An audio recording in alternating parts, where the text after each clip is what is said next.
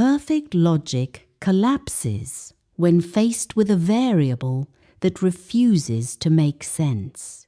The cockpit of the scrap vulture vibrated so violently my teeth rattled against each other, the G-force pressing me into the pilot's chair like a titan's thumb.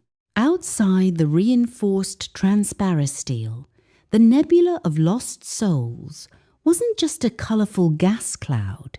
It was a churning hurricane of ionized lightning and sensor-blinding distortion. And right on our tail, cutting through the interference with terrifying precision, was the Monolith. "Jackson, the thermal stabilizers are redlining!" Vespera shouted, her voice cutting through the scream of the engines. She wasn't strapped in. She stood center deck, her skin glowing with shifting bioluminescent patterns, the telltale sign of a living superweapon powering up. "Let them redline," I yelled back, slamming the thrusters into a reverse burn that should have torn the ship apart. They built a machine to kill gods, but it stalled against a human with a wrench and a bad idea. We spun 180 degrees, flying backward into the storm. The Monolith, a sleek geometric nightmare of sleek obsidian metal, hesitated just for a microsecond. It was analyzing, processing, trying to predict a trajectory that didn't exist. That was the Terran Spirit in a nutshell. We don't follow the rules of war. We rewrite them in real time. The star graveyard was usually a quiet place to make a living, provided you didn't mind the radiation burns. I was drifting through Sector 7, the sensors of the scrap vulture set to passive scan. The Galactic Council had declared this zone off-limits, claiming it was dead space. But to a scavenger with a debt to pay, off-limits just meant exclusive access. The wreckage here wasn't junk. It was history waiting to be repurposed by human ingenuity. That's when the proximity alarm chirped. Not the harsh buzz of a metallic collision, but a soft, rhythmic pulse.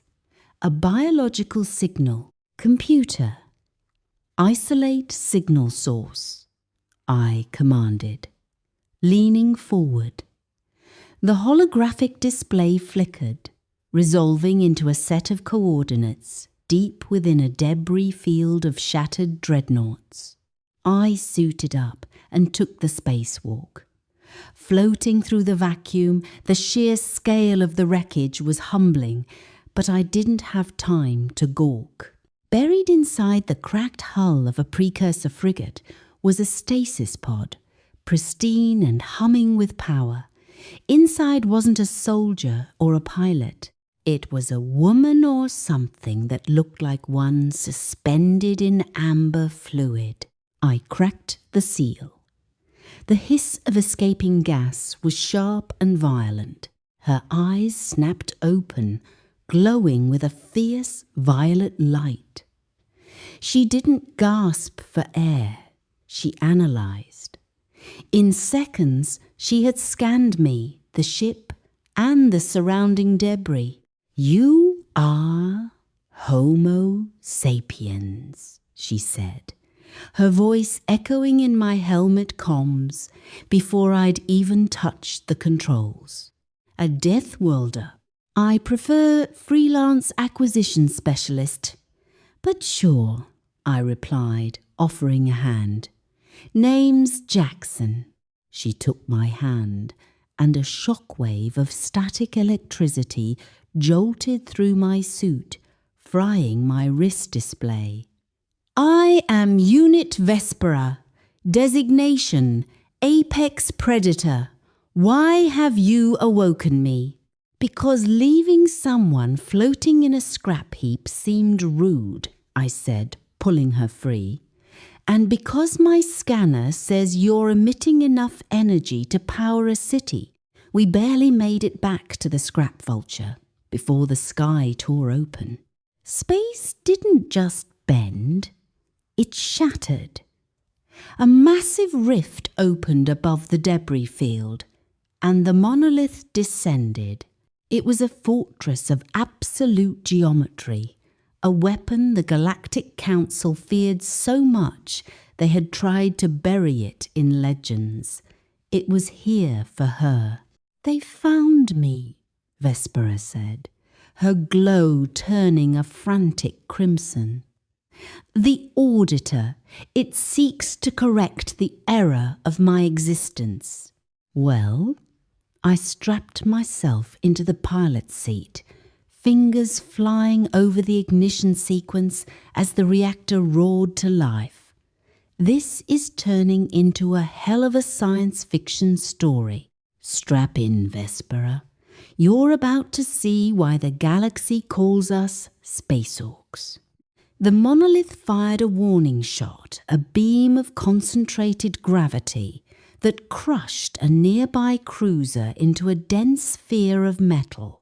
"They calculate probability," I said, grinning as I disengaged the safety protocols on the engine core.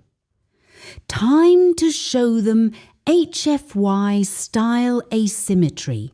We act faster than they can think." The nebula of lost souls swallowed us whole, a kaleidoscopic tunnel of violent ionization. The sensors screamed, blinded by the magnetic shear, but I didn't need sensors. I flew by the vibration of the deck plates and the gut-wrenching lurch of the artificial gravity struggling to compensate. "It is still pursuing," Vespera stated, her hands hovering over my console. She wasn't glowing with fear anymore. She was radiating a blinding white flux, pure, unfiltered combat readiness. "The monolith is adapting to the interference. Probability of survival, 4.2%. Never tell a human the odds," I gritted out, wrenching the yoke hard to port, skimming the event horizon of a collapsing star. "It ruins the surprise."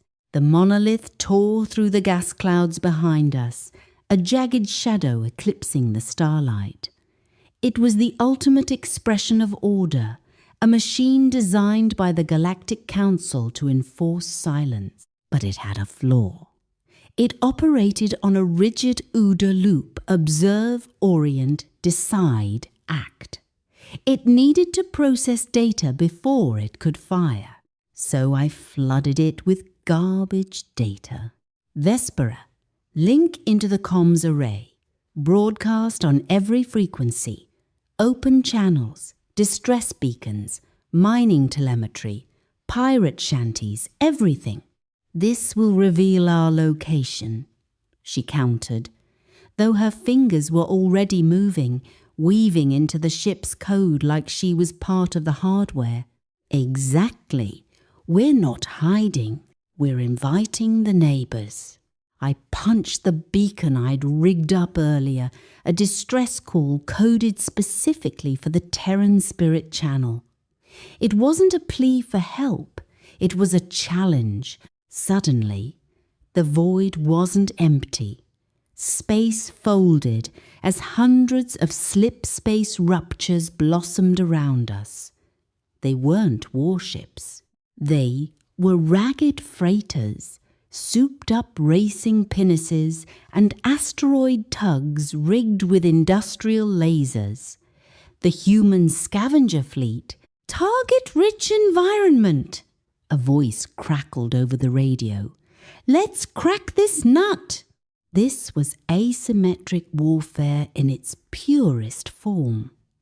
The monolith's targeting systems, designed to track capital ships and predict logical evasion patterns, suffered a catastrophic bottleneck.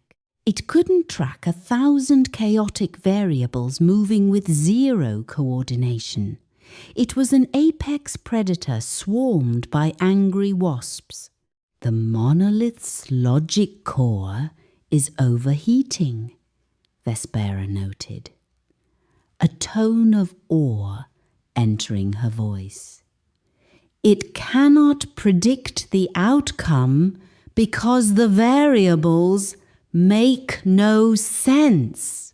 That's the point, I yelled, lining up the scrap vulture for a suicide run at the fortress's central eye. Now, Vespera, dump that energy into the main deflector dish.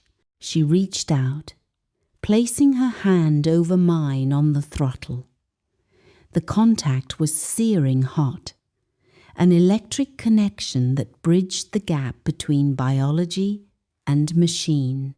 The ship groaned as she channeled her internal singularity into our forward array. Firing! We didn't shoot a laser. We shot a concentrated burst of pure, chaotic feedback. The monolith shuddered. Its geometric perfection rippled, lights flickering from ominous red to a confused, strobing blue. The massive machine halted, its weapons powering down as its central processor entered a fatal logic loop, trying to calculate the incalculable.